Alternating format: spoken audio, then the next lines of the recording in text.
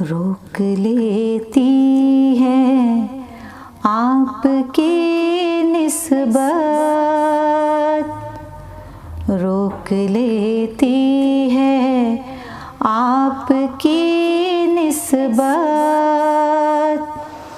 تیر جتنے بھی ہم پہ چلتے ہیں، یہ کرم ہے حضور کا ہم پر، آنے والے عذاب ٹلتے ہیں، روک لیتی ہے آپ کی نسبت،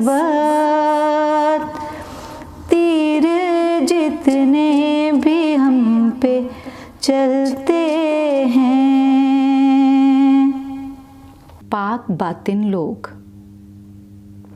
ایک دن جب کچھ لوگ ابو جہل کے اکسانے پر سیدنا علیہ الصلوۃ والسلام کی طرف پتھر پھینک رہے تھے تو اس منظر کو دیکھنے والا ایک شخص حضور علیہ الصلوۃ والسلام کے چچا حمزہ کے پاس پہنچا، جو اپنے وقت کے مشہور پہلوان سمجھے جاتے تھے۔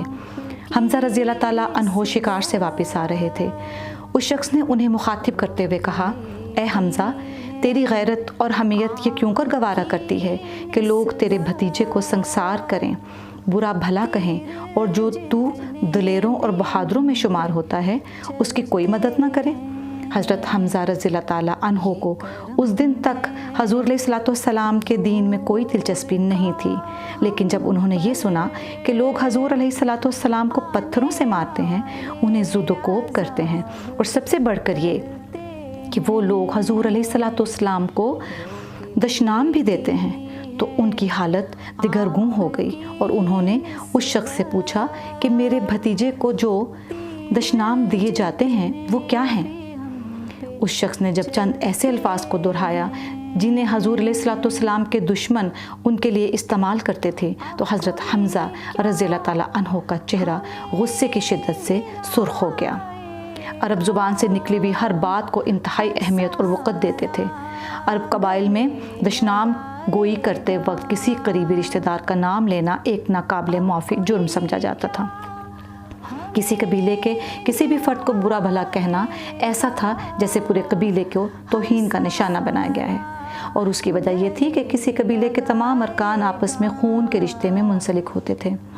حضرت حمزہ اسی حالت میں ابو جہل کے گھر کی طرف روانہ ہو گئے، کیونکہ وہ جانتے تھے کہ حضور علیہ الصلوۃ والسلام پر پتھر پھینکنے والوں اور انہیں دشنام دینے والوں کا سرغنہ ابو جہل ہی ہے۔ وہاں پہنچ کر ابو جہل کی بری طرح پٹائی کر دی اور کہا، اے ابو جہل، تو سمجھتا ہے کہ محمد بے آسرا ہے اور اس کا کوئی نہیں، اور اسی لیے تو اس پر پتھر برساتا ہے اور اسے دشنام دیتا ہے، لیکن اے جان لے کہ میں آج سے محمد صلی اللہ علیہ وسلم کے دین میں داخل ہو گیا ہوں، اور آج کے بعد کوئی بھی محمد صلی اللہ علیہ وسلم کو دشنام دے گا تو اس کا واسطہ مجھ سے ہوگا۔ حضرت حمزہ کا مسلمان ہو جانا اسلام کے لیے بڑا خوش آئند تھا، کیونکہ حضرت حمزہ رضی اللہ تعالیٰ عنہ کا شمار مکہ کے نامور دلیروں میں ہوتا تھا۔ حضور علیہ الصلوۃ والسلام کے چچا حضرت حمزہ کے مسلمان ہو جانے کے بعد کچھ اور لوگ بھی مسلمان ہو گئے، اور یوں مسلمانوں کی تعداد 30 سے زیادہ ہو گئی۔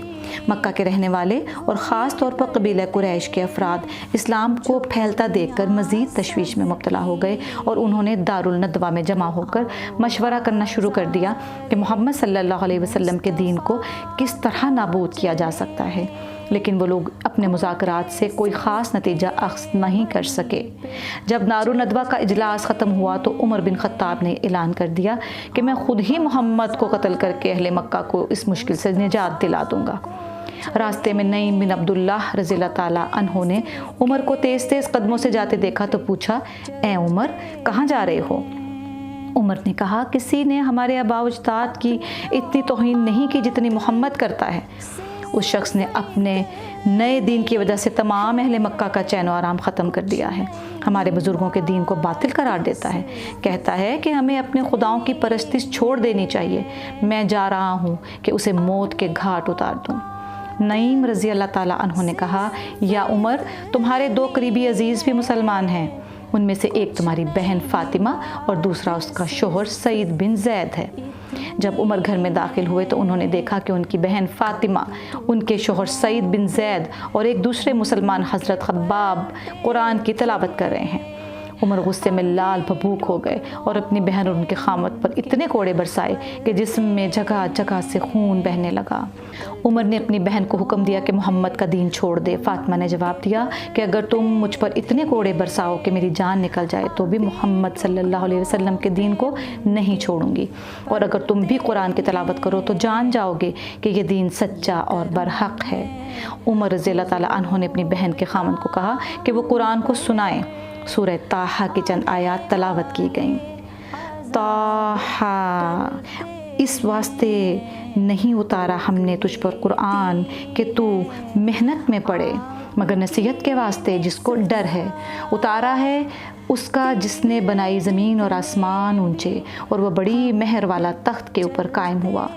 اس کا ہے جو کچھ ہے آسمانوں اور زمینوں میں اور ان کے بیچ اور نیچے سیلی زمین کے۔ اور اگر تو بات کہے پکار کر تو اس کو خبر ہے چھپے کی اور اس سے چھپے کی۔ اللہ ہے جس کے سوا بندگی نہیں کسی کی، اس کے ہیں سب نام خاصے۔ اور پہنچی ہے تجھ کو بات موسیٰ کی، جب اس نے دیکھی ایک آگ تو کہا اپنے گھر والوں کو، ٹھہرو میں نے دیکھی ہے ایک آگ، شاید لے آؤں تمہارے پاس اس میں سے سلگا کر، یا پاؤں اس آگ پر راہ کا پتہ۔ پھر جب پہنچا آگ کے پاس آواز آئی، اے موسیٰ میں ہوں تیرا رب، سو اتار اپنی پاپوشیں، تو ہے پاک میدان طویٰ میں، اور جس نے تجھے پسند کیا سو تو سنتا رہ جو حکم ہو۔ میں جو ہوں میں اللہ ہوں، کسی کی بندگی نہیں سوائے میرے، میری بندگی کر اور نماز قائم رکھ میری یاد کو۔ حضرت عمر رضی اللہ تعالیٰ عنہ قرآن سن کر غور و فکر میں ڈوب گئے، پھر گویا ہوئے مجھے محمد صلی اللہ علیہ وسلم کے پاس لے چلو، میں بھی مسلمان ہونا چاہتا ہوں۔ حضرت خباب رضی اللہ تعالیٰ عنہ جو اس مار پیٹ کے دوران چھپ گئے تھے، سامنے آ گئے اور کہنے لگے، اے عمر خوش ہو جاؤ کہ رسول صلی اللہ علیہ وسلم کی دعا تمہارے حق میں قبول ہو گئی ہے۔ سیدنا حضور علیہ السلام نے دعا فرمائی تھی، اے قادر مطلق، میرا کام کوشش کرنا اور کامیابی دینا تیرا کام ہے۔